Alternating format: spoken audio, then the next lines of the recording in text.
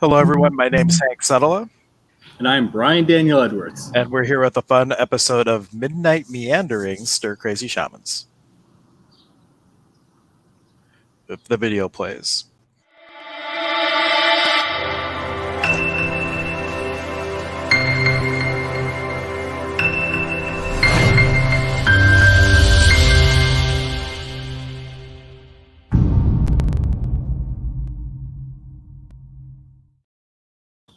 Welcome, everyone. I'm just taking a moment to share this with a whole bunch of the different groups that we post to.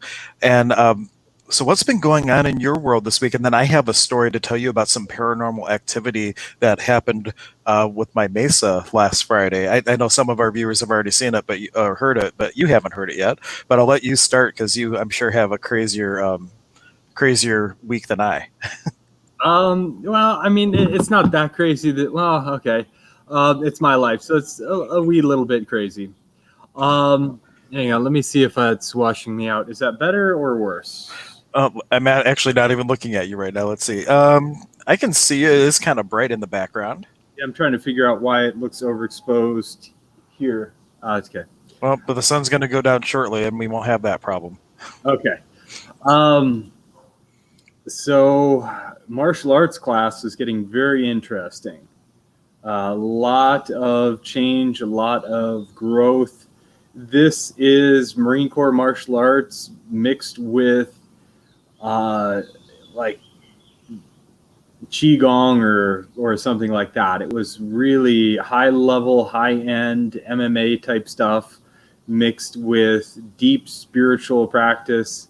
The one person I sparred, I don't want to name names to out anyone. Oh, come on. He didn't even touch me. We're grappling. And he was kind of just, he didn't put any pressure on my lungs, my diaphragm, nothing on my throat, didn't like pull down my head. So my airway should not have been blocked.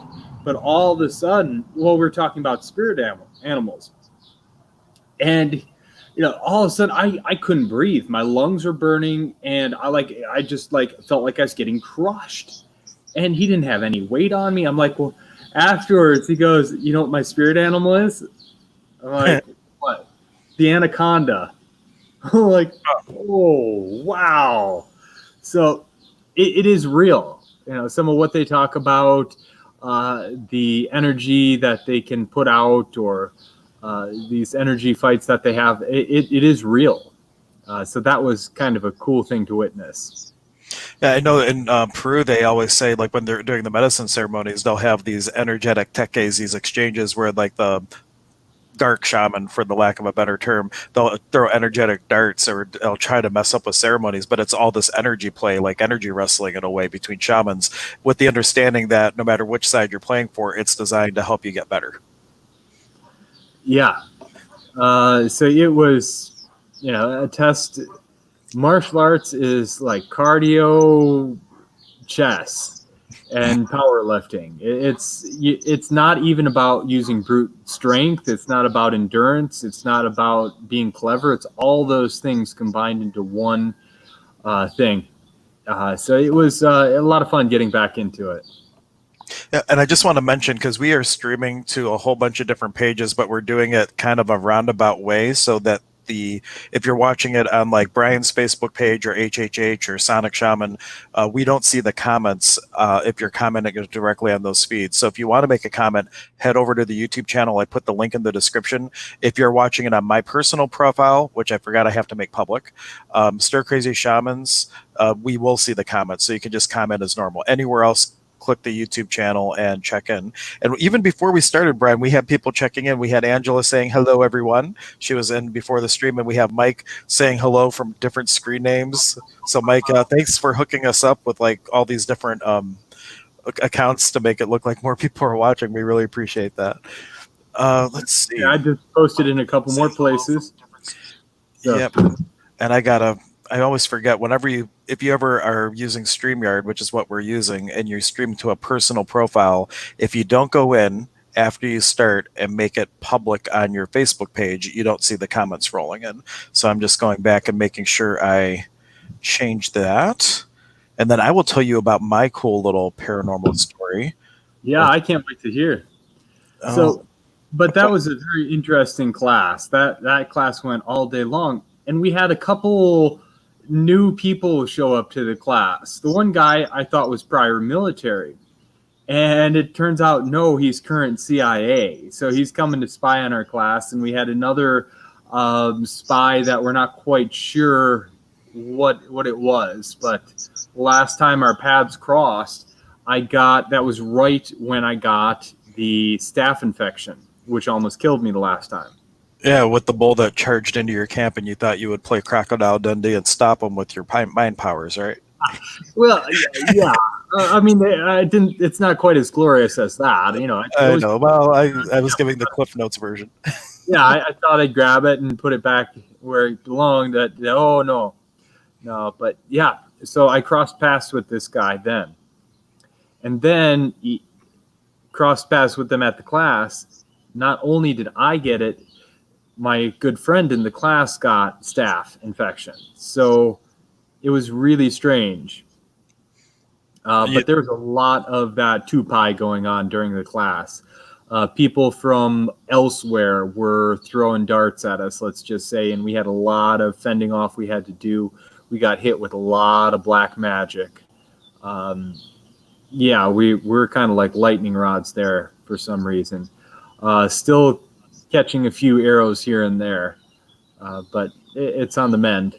And I went to the hot ponds right before I started this today, so I'm feeling a lot better. Yeah, and you sent me a whole bunch of pictures, which we will show in a minute. For some reason, I don't see this on my Facebook page. This is odd. It says we're streaming there, but I can't find the stream to change it. Let me try one other quick thing. Hopefully, then we'll be on our way to really fully focusing on talking to everybody that's watching today. I apologize. But you guys know me in technology. Almost every time, either the video's not playing or things are doing things going haywire. I just kind of have that effect sometimes on tech, or tech doesn't like me, whichever way you want to look at it. So, but let me tell you, last Friday, I was getting ready to go on a stream with Dr. K, who is, oh, I found the stream. Yay. Okay, let me change it real quick and then I'll start my story again. I feel better now that this will be taken care of.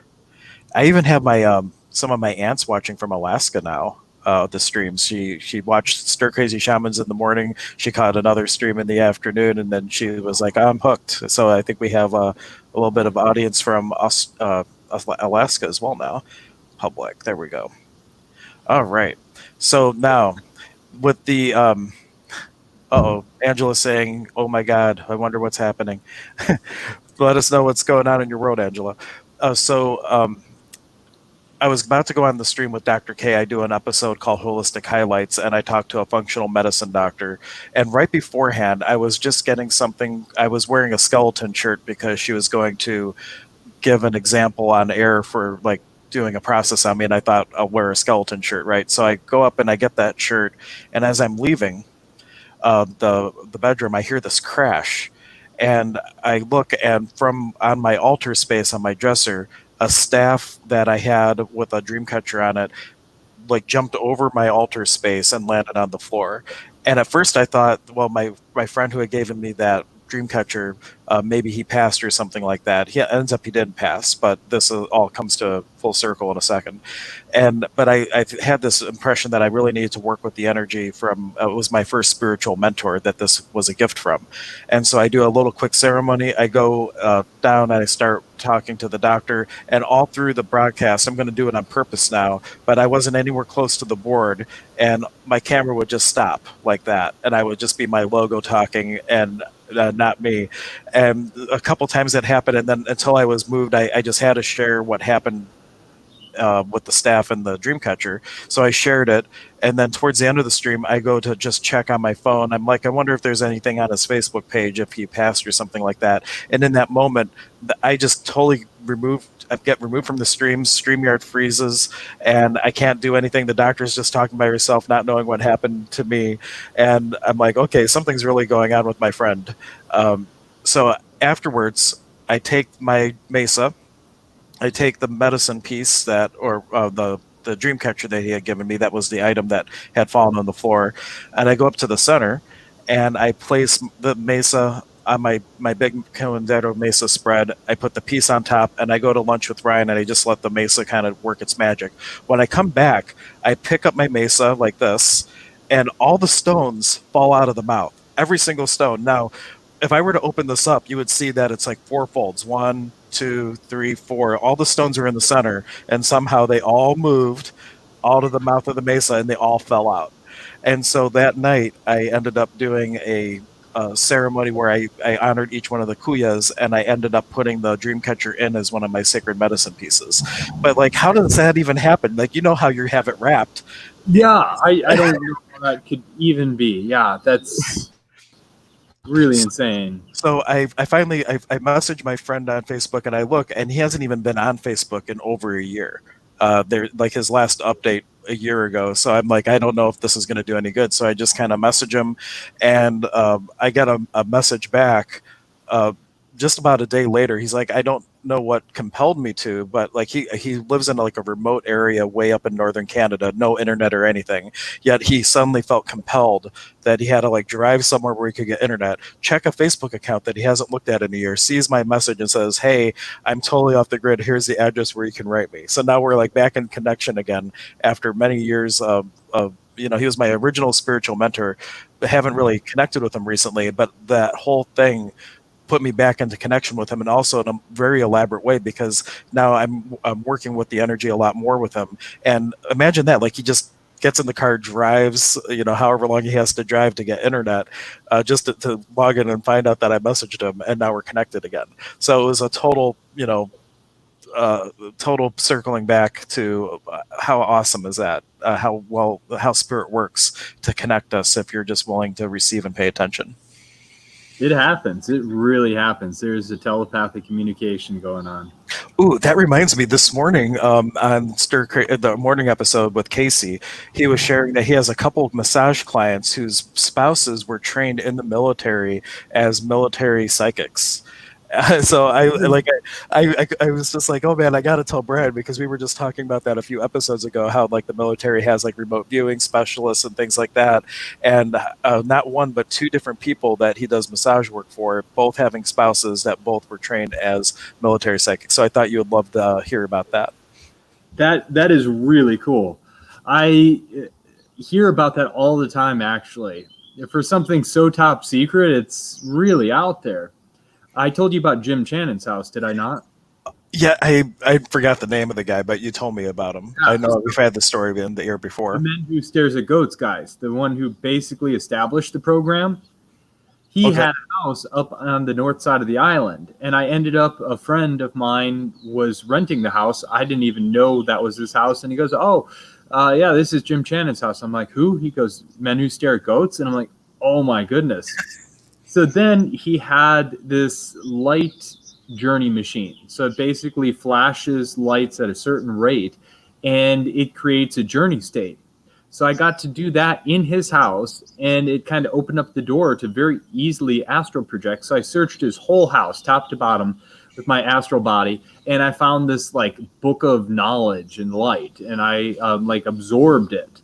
So that was really wild. Did you stay connected with him, or was that kind of like a one-time thing? He moved already.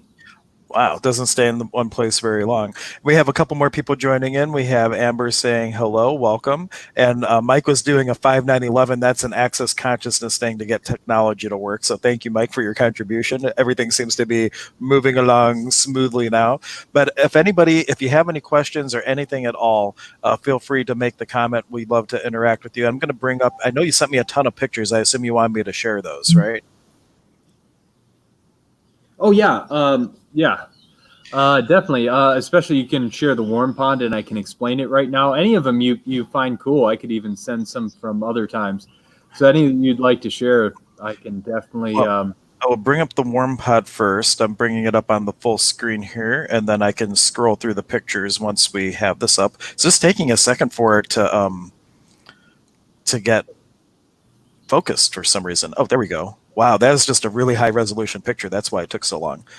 Oh, I did some panoramas. Yeah, I forgot you have that crazy awesome camera. So let me get the screen share set up here. Whenever I do a screen share, it just slows down the my computer a little bit. So, oh, let's see, which one of these do I need? I think it's this one. We will find out. All right. That is So this is the road to get there. Oh, is that this is the pond that you were talking about yesterday, where you were having all the experience, like from last, not yesterday. It might as well. It feels like yesterday when we talked last week, but this is the pond that you were talking about on air. Yeah, that was, yeah. So this is a road to it, and let me scroll through. I think these are all kind of similar pictures. But man, look at all that greenery. Very cool. And then here is a nice panorama. This is Hawaii. Like I would never think this was Hawaii from looking at it. Oh yeah, that was actually over the weekend. I went up to the north side of the island. That's by the Hawaiian desert. See, I didn't think Hawaii and desert would ever fit in the same sentence, but clearly I don't know my islands. Wow, that's amazing. Oh, I see your shadow on the left. I I'm sorry, forget how many different climates Hawaii has. I think it's like 12 or 15 climates. I can't remember off the top of my head, but everything from rainforest to temperate forest to desert, all the way to the mountaintop where it's snowy and like glacier. Now, what's this little mound-looking thing here in this picture, if you know? I believe it's a volcanic vent or something. Well, that's cool. I mean, it's kind of like bittersweet. You want to go check it out, but what if it like you had an instance there? Oh, no, that's way dormant. Ooh, I like that one. That's a new beach I went to. I can't remember what the name of it is, but right down the street from Pololu Valley. Absolutely beautiful. Very cool. You've done more living in some years, like in the last year, than a lot of people do their whole life, like just in the amount of travel that you've done. And for people who are joining us for the first time, Brian's, he started in Cleveland and went from a house full of stuff to an RV full to a motorcycle to a backpack, and ended up going to Mexico for a couple months, and then Australia for a year, and now he's been in Hawaii since I forget, when did you arrive? October 7th. October 7th. And now he's in one island. He's planning to go to another island shortly. And he's been meeting up with all kinds of different kahunas and medicine people. Most notably, the one that I think is the coolest, just from what I've understood, is when all the people who have rocks from Hawaii that they take from sacred sites, or they just take home with them. And then they have they have bad things happen to them. I wanted to bring that back up because I was going to ask you what that is. But anyway, when people have all the different rocks that they take home with them and then realize that bad things are happening and they end up sending them back, he's working with one of the people that actually take those rocks and put them back into sacred places. Now, what is this statue? That is King Kamehameha the Great, or the First. He is the one who united the Hawaiian Islands, except for Kauai. Kauai never got conquered. But he is the one who united all these different kingdoms in Hawaii. He, with his warriors, traveled from island to island, uniting and connecting the islands. Very cool. And now I see the American flag on the right-hand side. Which one is that? Kind of reminds me of a British flag, but I don't think it's British. That is the Hawaiian flag, Okay. the state flag. There is another Hawaiian kingdom flag that is different. So you'll see both. Usually you'll see that flag hung upside down. Interesting. Okay. Some more landscape pictures. I think Brian literally sent like 50 pictures, and my son, who had the iPad, sees all these things coming through, and he's like, "Daddy, who's sending you all these pictures?" I'm like, "Oh, that would be Mr. Squirrel." He's like, "Oh, that makes sense." And then they actually said, "Oh, we miss talking to him." I'm like, "Well, you guys can talk to him. We can do a call earlier in the day, and you guys can say hi," because they got really used to Brian being around, and we would always go on little adventures together. One of my favorite stories, though, my son and I went to the beach, and we ended up going to Brian's place when he was getting the RV ready, when he bought this thing. Now, this thing he bought was kind of like from a hoarder that it had seen better days. Let's just put it that way. Now my son Max has been to Germany, where my father-in-law has like the top of the line RV, solar powered, all this stuff. And when Max saw it, he's just like, "What's that?" And I'm like, "That's the RV." He's like, "Really? What happened to it?" And there was like things like anyway, but we should get pictures of that. Let's see. But anyway, it was fun. It was really fun. I should find pictures of my motorcycle. That thing was awesome. Well, except we thought you were going to die because you did some crazy alteration to the fuel system. And when Ryan Dean, who is the one of the managing members at the center, when he heard what you did, he's like, "Goodbye, Brian." Like he thought you were going to blow yourself up, quite literally, because he tried to do some fuel system vapor thing so that you could go how many miles on a gallon? It was an insane amount of gas mileage. But anyway, with that, you have to have a whole different cooling system, which was not accounted for, and the motorcycle unfortunately had an untimely demise and is no longer with us. But anyway, it would have worked if I had included a water dripper to cool it down. But it was a really cool idea, and it worked. It ran on the fumes. I actually got it to. So what I did from the gas tank, I had it going from the gas tank to the engine like usual, but I had a T that I could turn it off and switch and drip it down this copper pipe that I wound around the muffler down into an expansion chamber. Then that expansion chamber went up a hose, or had a hose come up from it into the air box. And then I had another air tube that I could control the airflow with. So it was actually sucking in the vaporized gas, almost like a reverse still. So it actually ran on that, and it ran too hot, might I add. Yep. That's what did it in. Yeah. But better the motorcycle than you. And now, but the reason he had the motorcycle though was really serendipitous. I had a friend who she had to move very quickly, and she ended up buying a house, and she had to sell her house, and there was all this stuff left, and she's just like, anything that anybody wants, you can just take it. I'm like, the motorcycle, you're just gonna get rid of it? And she's like, yeah, like, if your friend wants it, that's fine. So she just signed the title over, and Brian got a free motorcycle that he then was going to use to drive across the country until he killed it by doing a fuel alteration to it. But I laugh, but it's all good fun stuff. Let's see, a lot of these are kind of similar, but I love that cloud. I see why you took a picture of it. Is there a rainbow? I think there's a rainbow in that one. Oh yeah, you're right. Yep, I see it. There's right there. Yep. That's right by Kapaa. When you're in Hawaii, the northern tip of the island, it could be raining or storming. You drive down the road, and usually at the park Kapaa, or if you go a little bit further, Mahakona, it's sunny and dry. So there would be this permanent rainbow where you went from the rain to the dry. It was really cool. I should next week I'll have it. But when I was in Alaska one time in the summer, there was like this. They have a name for it. It's almost like a sun halo, and if you look around it, it's like this huge thing. Like I had to take a picture with it using like Google Sphere because it was so large. But it's kind of like a rainbow-like effect that just goes around the sun and looks like a halo. Pretty cool. And then one time in Alaska, I was there in this the winter time, and in the morning. And you didn't get a lot of sunlight. Let me say that. Even in Anchorage, it kind of got light, but it never, like the sun never got too high in the sky, and it would just go down. So you got a couple hours, but not much. But the way that the sun came down and it went through like this ground fog and reflected off the snow, it created like pillars of rainbows. So when you looked out, it looked like a field of rainbows, but they only came up out of the fog and stopped. So it was like maybe like little 6 to 7 foot, 10 foot at the most, all these little pillars of rainbows everywhere. I've never seen anything like it in my life. It was amazing. Anyhow, my little rainbow story. Is there anything around the rainbow? I know every tradition, like even in the Peruvian tradition, we have Quiche, the rainbow, which represents like the bridge in consciousness from the lower to the upper world. Are there any things around the rainbow in the Hawaiian traditions that are noteworthy? That's the ancestors coming down, is how they describe it. Actually, I think we talked about that last week, and I just forgot.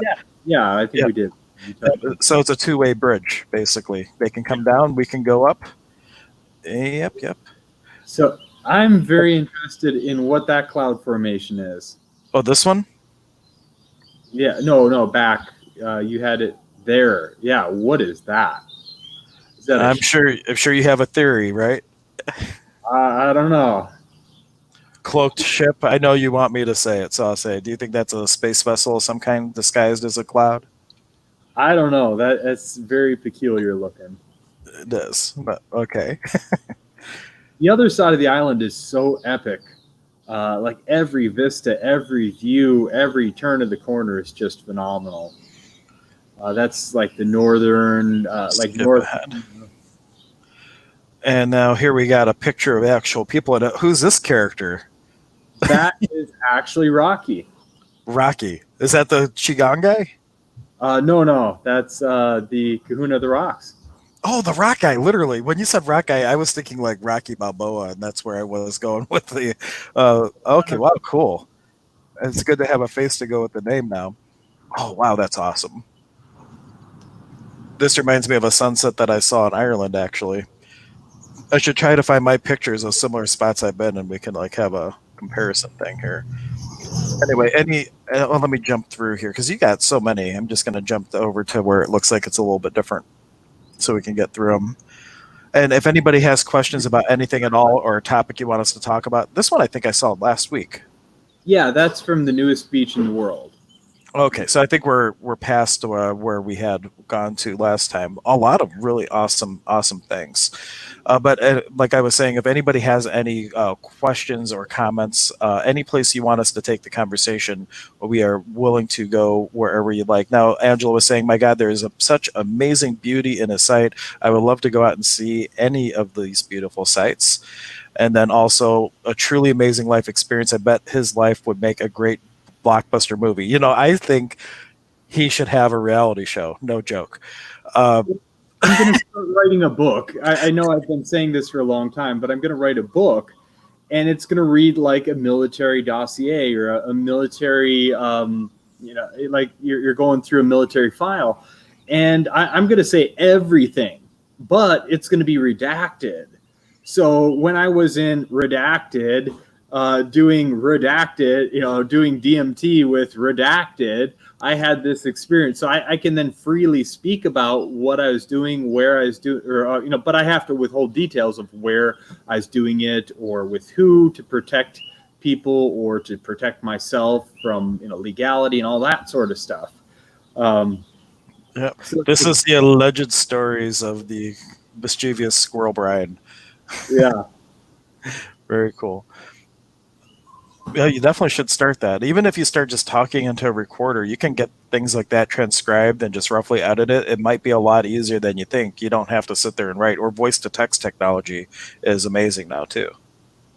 Well, I'm really good at making an outline of events that have happened, and then I can just start typing in and get a few thousand words per little section. So get out of it. I just have to I don't have a really good office right now. Once I get set up and a little bit better, maybe I'll find some time to start getting my story down on paper. Definitely. I'm looking forward to reading it too, because there's so much that I know a lot about you, but I'm sure that there's plenty of things that have slipped through the cracks and you telling me what's been going on and catching me up. Yeah. Sometimes I tell people stories twice and they're like, you already told me that. Or sometimes they'll hear me tell someone else something, and they're like, "I never heard that story." I'm like, "Oh, it's hard to keep track of them all."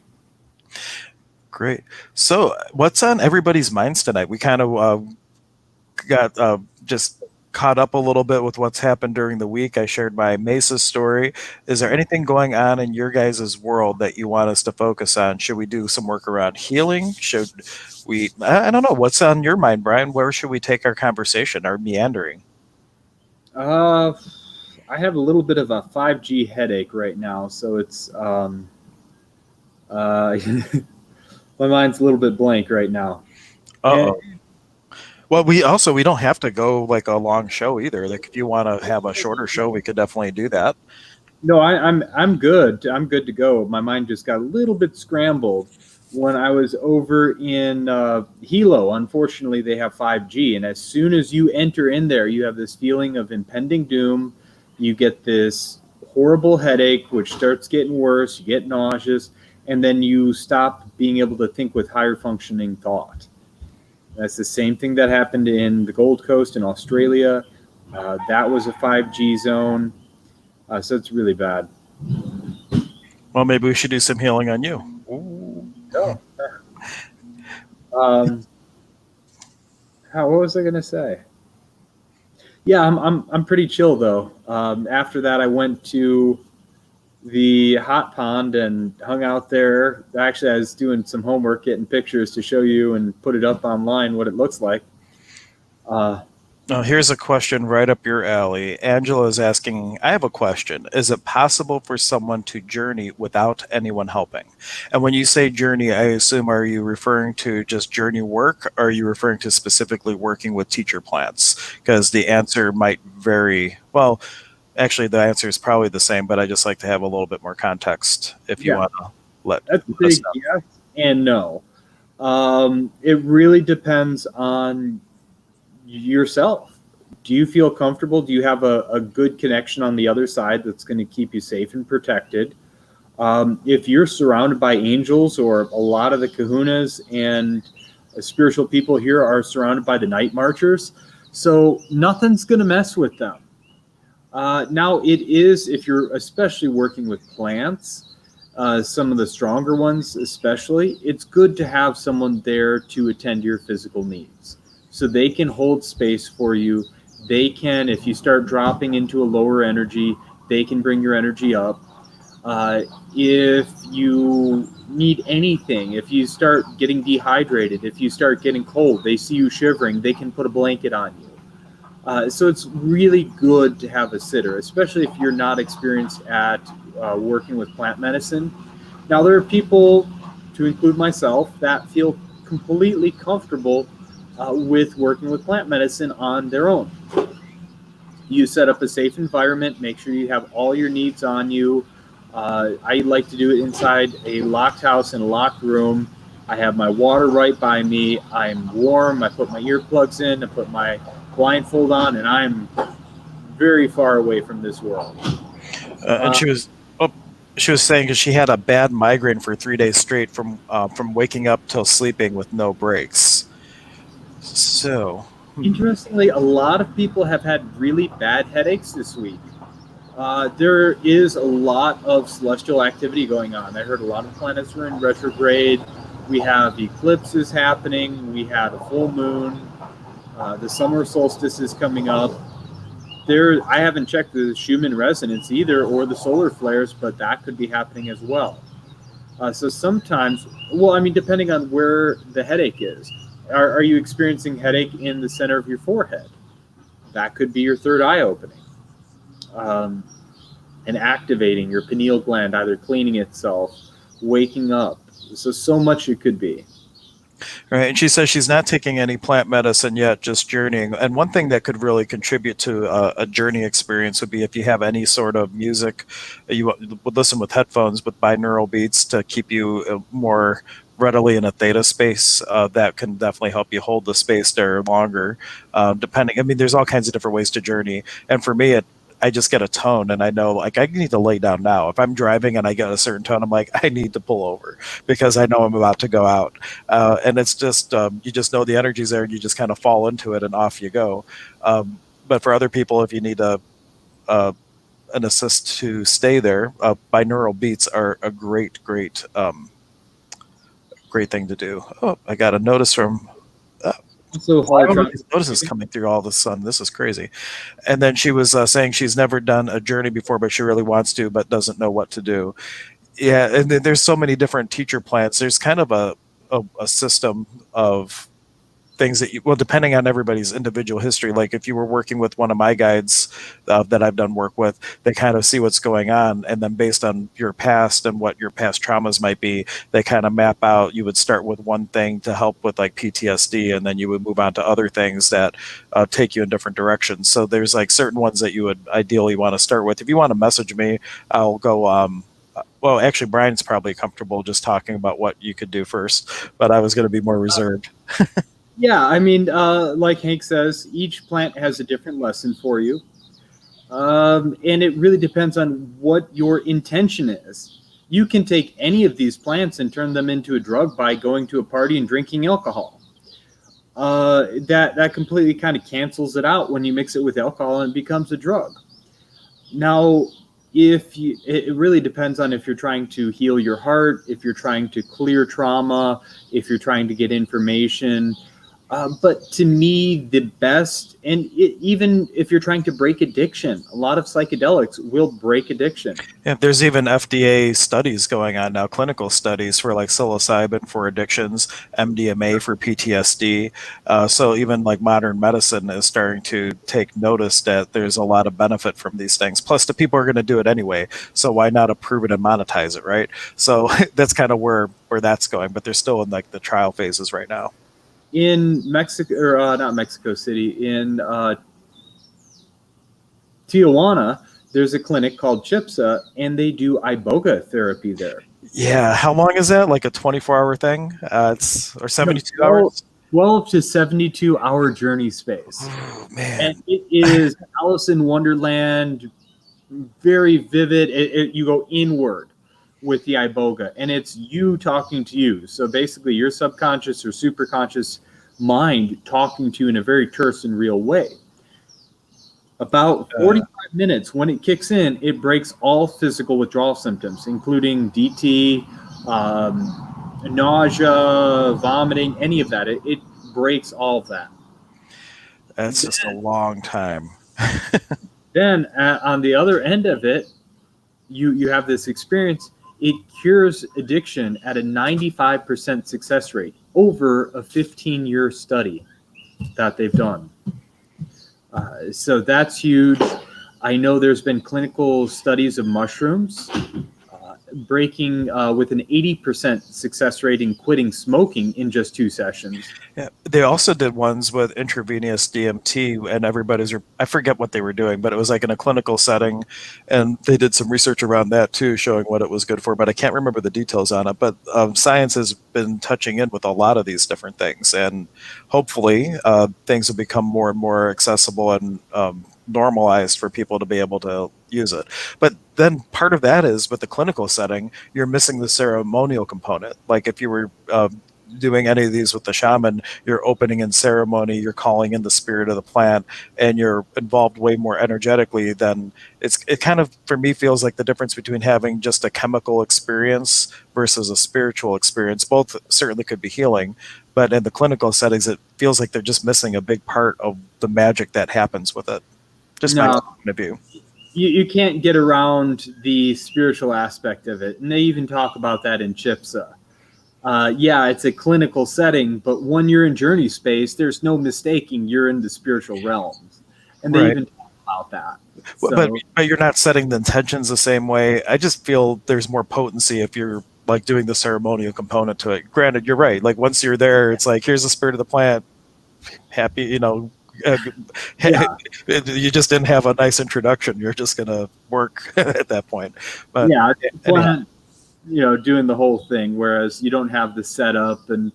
But then again, the ceremony is great, but the ceremony was to set up that connection, but you don't really need the ceremony. It's fun. Yeah. The ceremony makes it nice. It really does. And having that nice environment, that nice music, maybe some nice incense going, candles. Well, depending on, if you're by yourself, I wouldn't suggest candles in case they get knocked over and burn the house down and you're off on other worlds. And Can you tell the story about the girls, or is that bad? Oh God. That one. I don't think I want to share that one. Okay, but anyway, it's not a dirty story or anything, but it was just funny. Oh, it is really hilarious, but maybe under the video titled "Sex, Drugs, and Rock and Roll." So we're going to go that way one time. We're going to have a full episode dedicated to sex, drugs, and rock and roll. Yeah, we'll stream that one to your channel. Yeah, this is a family show, but remind us, like, pester him, like, in the comments next time, like, always be like, hey, tell us a story about the girls. Be relentless until he actually tells a story. Uh, uh,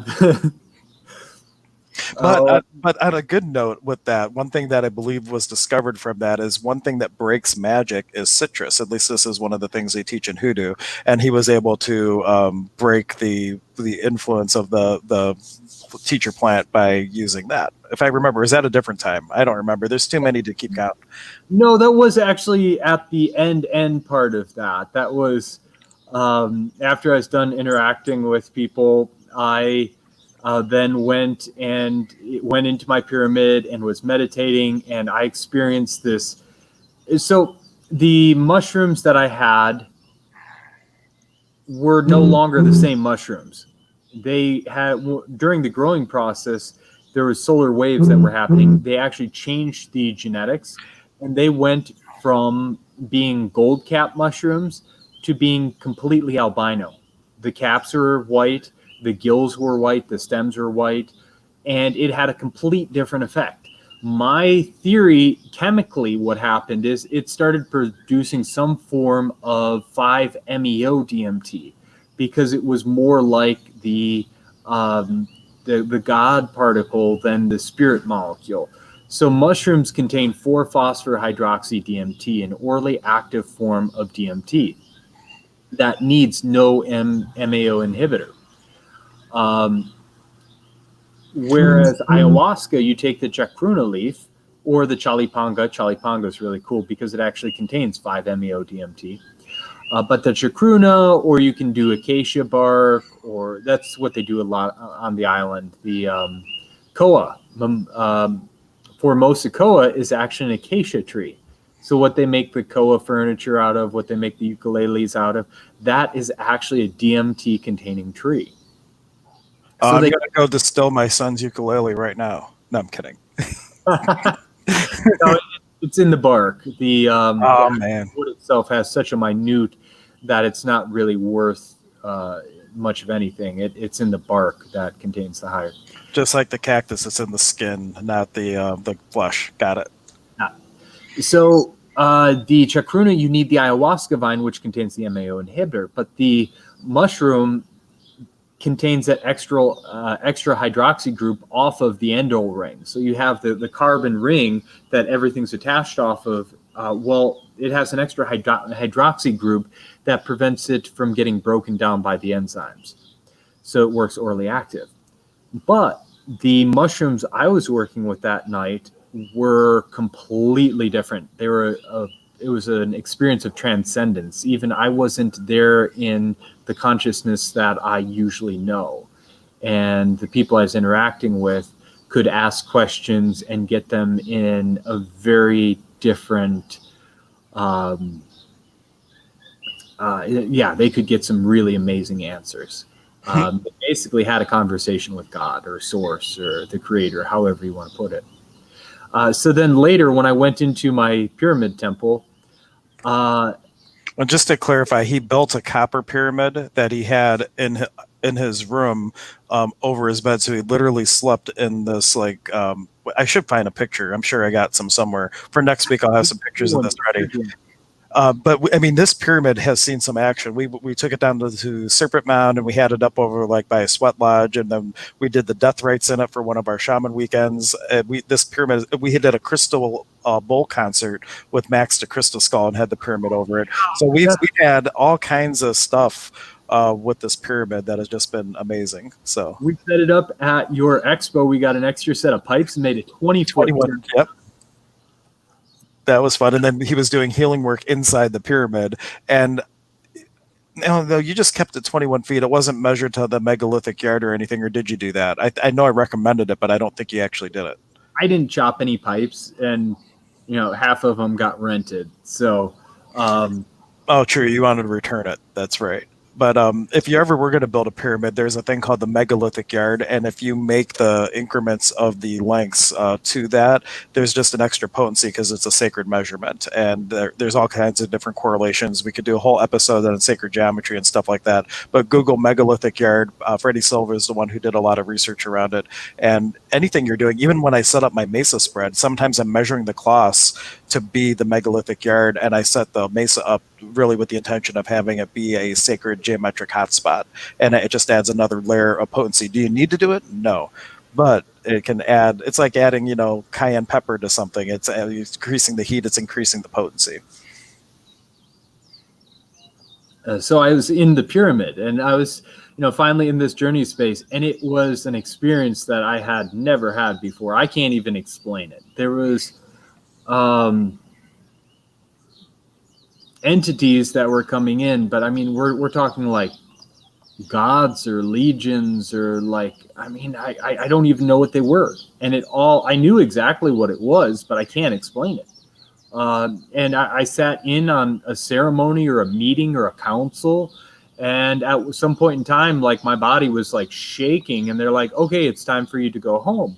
So I start calling, and I'm like, hey, I need a lime, because I was like paralyzed in this meditation, like pose of meditation. I couldn't move. And so I start calling out like, hey, I need a lime. Please get me a lime. Yeah, no answer, no help. So I had to almost like crawl down to the kitchen, which interestingly enough, a cutting board with a lime and a knife was left out on it by me, from cooking earlier. I didn't fully clean up the kitchen, and it was all left out, everything I needed.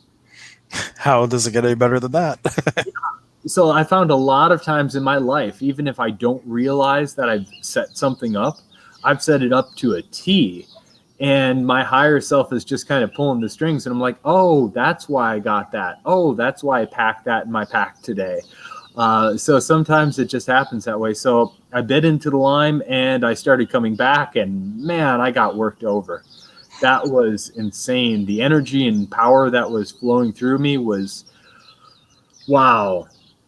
Yeah, that was a wild experience. Awesome. And if you're with us and you have any questions, I know Brian has given us a lot to digest, but if you have questions or comments, feel free to make them. We are happy to take the conversation wherever we like to go. But as a takeaway, with whatever magical workings, I don't know if a lot of our viewers do any type of magical practices, but lime, any citrus is great for breaking magic. And if you feel someone has cast something on you, for example, you could even take their name, write on a paper, put it in a lemon, throw it in the freezer. That's like one way or you could bury it in the earth. Before they had freezers, you would just bury it, but wrap it in something and do that. And that citrus stops the magic. So that's a good little hoodoo takeaway for you tonight.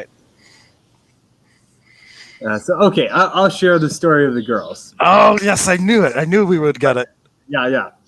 Okay, so when this started to kick in, this journey started to kick in, I checked on her, and I wasn't there, though. Like, I kind of left, and she started having a conversation, and she knew us in journey space, and I don't know, like, I was just I was gone. It was like Source was being channeled through me, and she got to have a conversation with Source or God, and it was really amazing. I spoke with her afterwards, and at some point in time, I went, I have to get the girls. And so there was a party going on at the house next door, and they had all like, I think 5 or 6 girls, daughters. And then they had all their friends over, and it was kind of a family event as well. And they're also a very church-oriented family. So here I am wearing, very minimal. And, I'm like, wait a second, I'm going to get the girls. So I run down the stairs, and I don't remember much of this, if any, because I was not really driving. Like the Source came through me. And this is why you should have a sitter for you folks watching at home. Yeah, and she goes, oh my goodness. And so here I am running down there to get the girl. Or she asked, where are you going? And I guess I said, to get the girls. And she goes, oh my goodness. So she thought you were going next door to get the girls from the party, and you're probably wearing nothing or very little at that point. Yeah, pretty much. So then I come back up with an armful of the ferrets, which we called the girls. There's three girls. They're ferrets, and I toss them at her, and she goes, "Wait, you got the girls? Like not the girls, the girls? Oh my goodness!" Like, so she thought I was gonna run down there. See, this story wasn't so bad. Well, but so she thought I was gonna run into the party next door, like chasing these girls. Which would also not be out of the realm of possibility for Brian. But On mushrooms, like so that was a very funny thing. But the message of that, the reason that those spirits ended up in her possession was to remind her never to let life get boring. They're always playful, they're always mischievous, they're always like a kitten. You always want to keep that wonder of an inner child, always keep that bouncy playfulness in it. And that's why I've had ferrets in my life for a good portion of my life. And I didn't even realize it, but they're to remind me to keep that joy in there, keep that fun, keep that playfulness. so now we know the secret to Brian's mischievous squirrel spirit. You got to have or ferrets as pets. They're a blast. Yeah. You know what I've always wanted? Have you ever seen sugar gliders? Oh yeah. Those things are amazing. You can like almost play catch with them. You throw them and they just kind of glide over and land on stuff. They're pretty awesome. But my wife said no, I can't have one. So it's going to be a while before I get to have them in my life. They can't have them in Australia. No. Yeah, no, they're not allowed as pets. They're wild there. They're wild animals, so they don't. Yeah, I don't know how that works. But I got to see a lot of them in the wild, especially camping up in the trees, sleeping in the eucalypt tree. They would come and scurry right by my hammock. It was so cool. The place I found them at the first time was in Dayton. There was like this exotic pet shop, and we were in there just kind of looking around, and the clerk behind the thing just like held up. I'm not sure what it was. It looked like kind of like a cracker. Maybe it was a banana. I don't know. But all of a sudden, from out of nowhere, a sugar glider just like flies through there, snatches it, and like takes off and lands on somebody else's shoulder or something, and then crawls in their pocket. And I was just like, that is the coolest thing. I want one. But yeah, they do like a lot of attention though. If you do have those as pets, you have to spend a lot of time. It's not like a set it and forget it type of thing. Not that any pet should be, but they require even more attention than your typical pet, or they get bored or alone or whatnot. Very cool. Really cute faces. They look like a very small possum. Well, not the American possum, the Australian possums. The Australian possums look all kind of fuzzy, and they got that really cute face as well. Oh, I got pictures of sugar gliders. I'll pull one up real quick. Oh, they are so cute. Oh my goodness. See, now I want one all over again. But if you ever have a chance to see them in a pet store, like definitely play around with them. Let me grab. We want this tab. At least I thought, oh, here we go, sugar glider. There we go. There they are. Aren't they cute? At least I think it's on the screen now. Yep. Yeah. That's the same face as a possum, even the same gray color. They're different possums in Australia, but the brush-tail possum, I had one that kept coming to my camp. And I had to make an agreement with him and arrangement. And I'm like, no, you can't mess with my food. He kept coming in, knocking all my stuff around. And I'm like, no, I will give you an offering and leave you a little bit of dinner and food if you don't mess with my camp. And then after I did that and we had an agreement, everything was Pono between us, or, we're cool. Then he didn't mess with my camp. And I just kind of kept giving him a little bit of dinner, and he'd come and stop by when I was eating dinner, and we'd hang out, and it was cool. Very cool. Man, you've done pretty much a little bit of everything. Anything else on your mind tonight? There's not as many comments as normal, which is fine. That people don't have to make comments. But if you do have a question, one thing that keeps us going is interacting with you. So if you have a question or a comment and you'd like us to continue our meandering for the evening, please make it now. Otherwise, we can wrap up at a normal hour for me, because it's coming up on the hour and it's coming on 1 o'clock for me. It's midnight for me, not midnight for Brian. Oh, it feels like midnight. My day started at 3 today, so. Oh, so you're tired for this time of day now too. Why did you have to wake up at 3? That's so unlike you. The market. The market? At 3 you have to get up for the market? Yeah, 9:30 a.m. East Coast time. Is that because of the line or what? Wait, what? Wait, 9:30 a.m. East Coast time. Oh, wait, I don't know. Just let it go. Oh, that market. Yeah. Jesus. Oh man, I thought you were talking about like to go get food and stuff, and I was thinking you were always saying like even though there's no active cases on the island, that you still had to wait in line and wear masks and all that. You're talking about the stock market. Got it. Oh yeah. Oh, hey, I go to my court case in 2 days if the court's open. I tried calling the court and couldn't get a hold of them today, so I'm going to try calling again tomorrow. I might have to show up on the 16th or 18th to the court and say, hey, I was legally where I was supposed to be and allowed to be, and the cops rolled up and gave me a ticket for no apparent reason. And for those of you who didn't see that episode, he was cracking a coconut in a parking lot before he went to the beach, and the police gave him a ticket for loitering. And your court date's in 2 days. Yeah. Is there any way you can like have a body cam on, like turn it on so we can see what's happening from inside the courtroom? That would be a great thing that we could show. If there was, I couldn't telegraph it. We'll have to see what happens. Yeah, I don't necessarily have any solutions for that right now. Okay, well, but you'll definitely will. But next week we will hopefully have a story to tell for your coconut ticket. Yeah, so, I mean, that was during the lockdown, and you were allowed to go out to exercise on the beach. You had to be swimming. You couldn't be like laying on the beach or anything. But in Kahena, everybody was. Kahena is a really cool beach. It's down this cliffside. So there's this like little cove, and you walk down the cliff into this beach, this black volcanic sand, and it's a nude beach. So every Sunday, all the hippies go there and hang out. And pretty much the stay-at-home order has been disregarded on the east side of the island. Nobody listens to it in Puna. Everybody gets together. Everybody's still doing lodges and sharing breath, and nobody bought into this COVID hoax. You know, but so I was at the beach, and you had to be basically in the water. So I was cracking open a coconut. I had my swim trunks on. I had my towel in hand. Well, I mean, right next to me. The cops roll in, and they go, "Oh, you're loitering. Gave me a ticket." I'm like, "You were here for 30 seconds. How do you know how long I was here? Are you kidding?" So it was just absolutely stupid. And I'm like, I'm going to the beach. Here's my towel. Here's my swim trunks.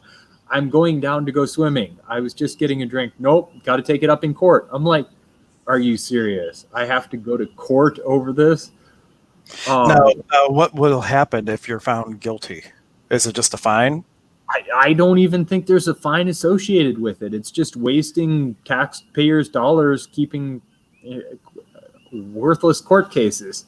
You know, when on the island, there's a lot of shady shit that happens here. Especially since you got there. No, I mean, people disappear on the island. There's a ton of human trafficking. I forget how many kids disappear out of the foster system into human slavery and human sex trafficking. They don't even really keep track of them in the foster system. They get in the foster system and they disappear into these things. The meth is running here. Right now, there's a big problem with black tar heroin. A big shipment has come in, and people are dropping like flies now.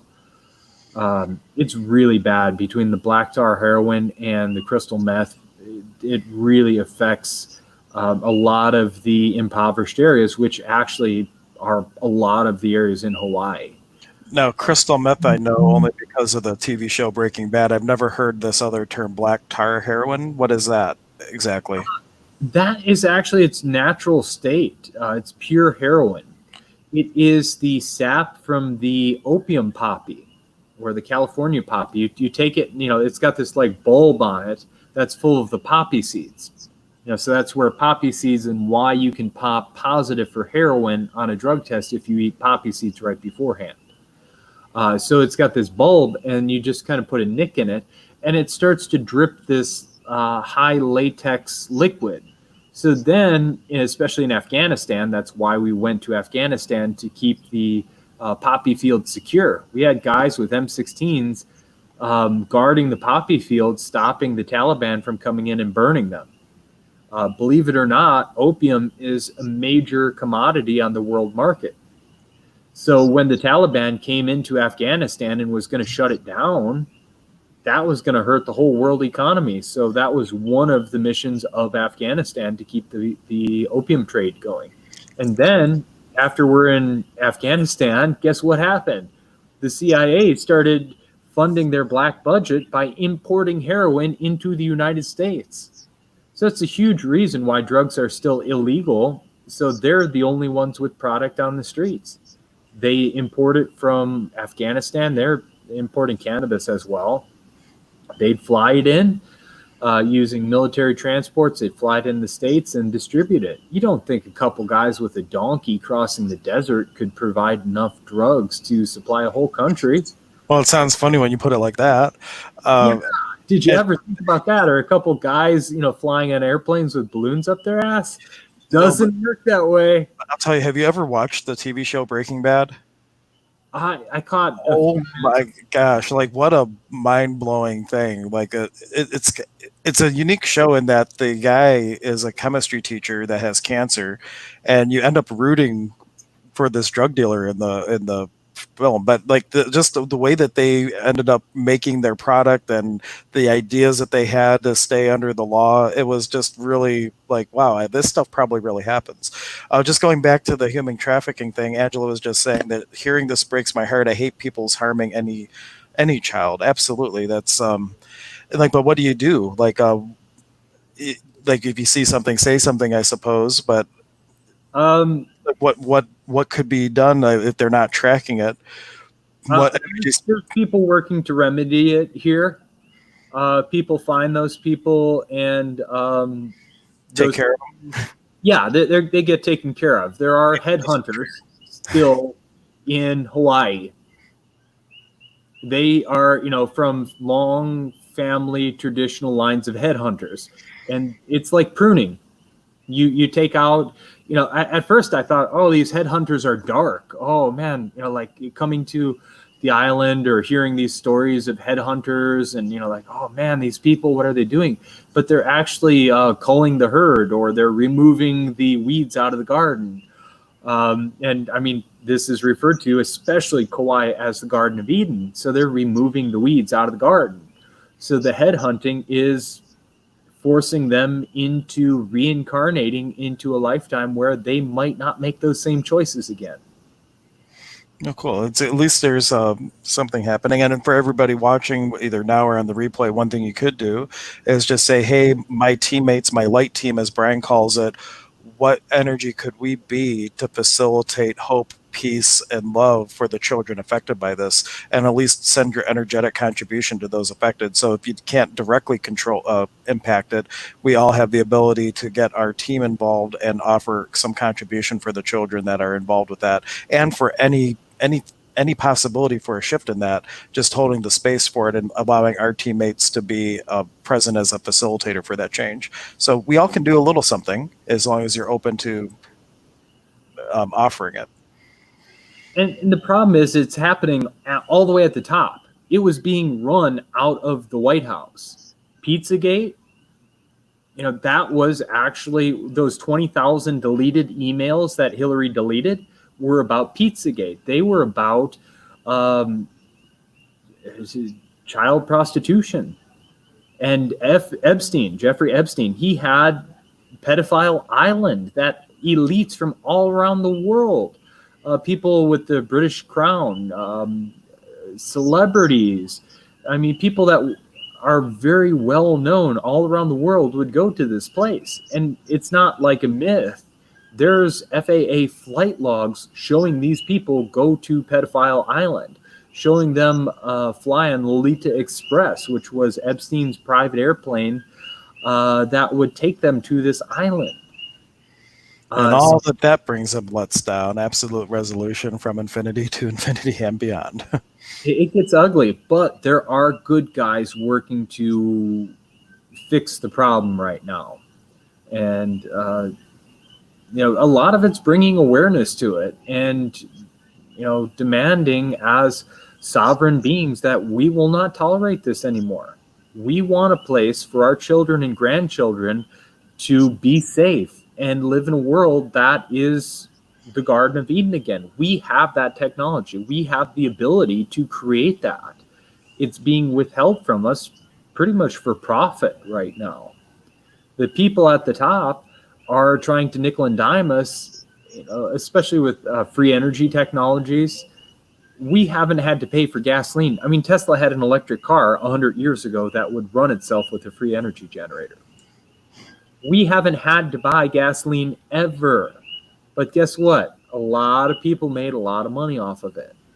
Just wait till medical technology comes out. There was I forget who came up with it. There was a engine that was designed to run off of borax soap, and the whole patent was bought by, I forget which car company, but basically just to shelve it, because to be able to do that, it would cripple the market for gasoline. Yeah. Oh, yeah. And DARPA, the defense industry, screens all patents that come in. And if there's any solar panels that get above 30% efficiency, any over unity devices, which is a device that makes more than the energy being put in, they all get labeled top secret. And in fact, in the beginning of this administration, there was a push to release the secret patents.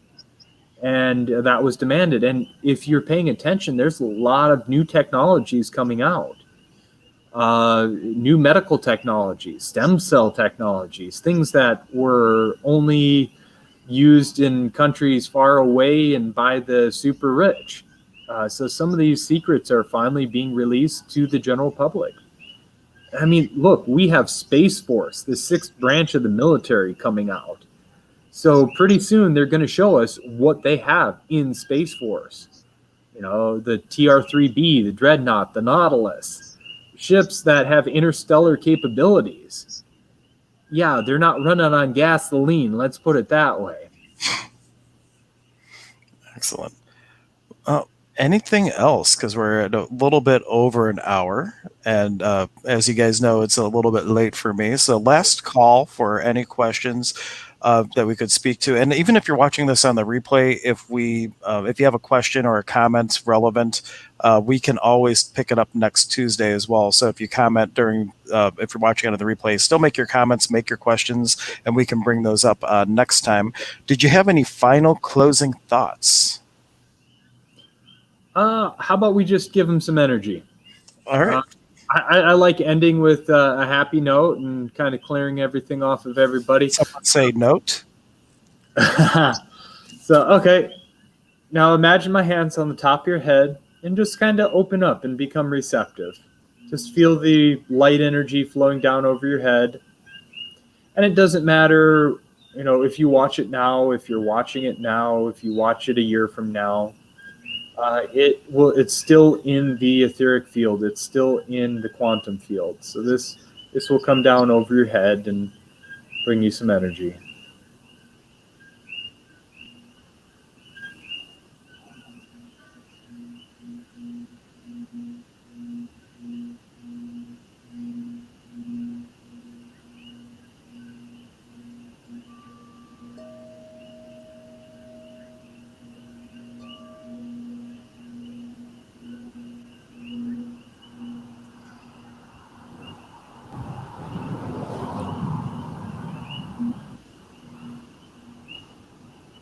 Kan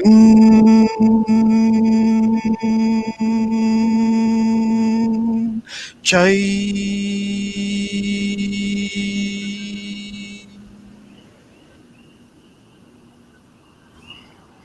Ya Chai Moon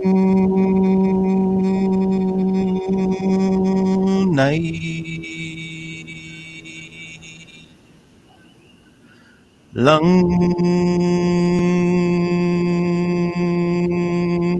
cây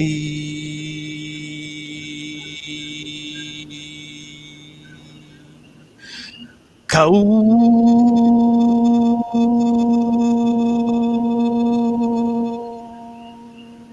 Sai.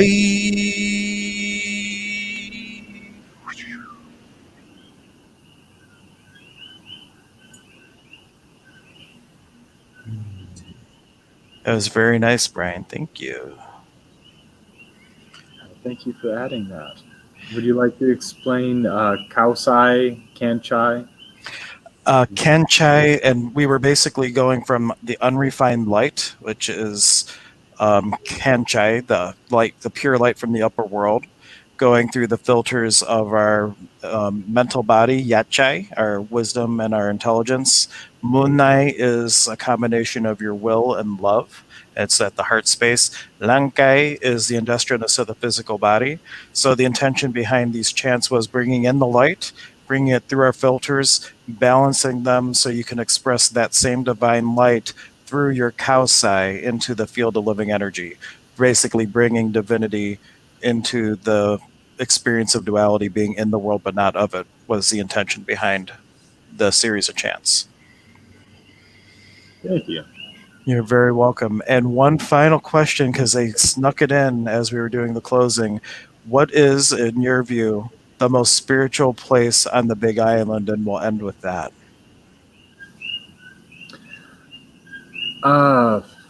There's a lot of different. The whole place is a hot spot.